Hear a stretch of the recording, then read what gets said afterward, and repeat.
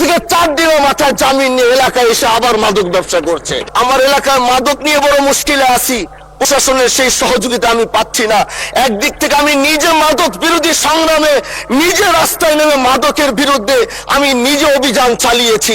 এবার তাদেরকে একদিক থেকে ধরে যখন প্রশাসনের কাছে ইয়াবা সহ গাঁজা সহ দেওয়া হয়, তখন তারা একদিক থেকে আসে কোর্টে চালান করে দেয়।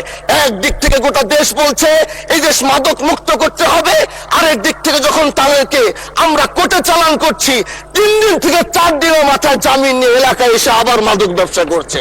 এই জন্য মাননীয় আইনমন্ত্রীকে বলবো, আপনি এই ইয়াবা গাঁজা যেই বড় বড় নেশাগুলো আমাদের দেশে বেশি সচরাচর চলছে, এই বিষয়ে আইনটাকে আরেকটু মজবুত যদি করবেন, তাহলে আমরা মনে করব আমরা এই দেশ এই সমাজটাকে আমরা হয়তো আগামীর বাংলাদেশ, আগামীর যারা যুবক, মাননীয় স্পিকার আপনার খারাপ লাগবে, যুবকগুলো গ্রামের তারা ধ্বংস হয়ে যাচ্ছে।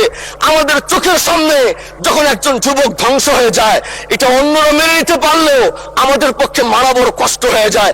আমরা দেশটাকে বাঁচাতে চাই, আমরা আগামীতে ওরকম কিছু যুবক তৈরি করতে চাই যারা নেশা ধরবে না, তারা পড়াশোনা করবে, তারা দেশের জন্য ফিকির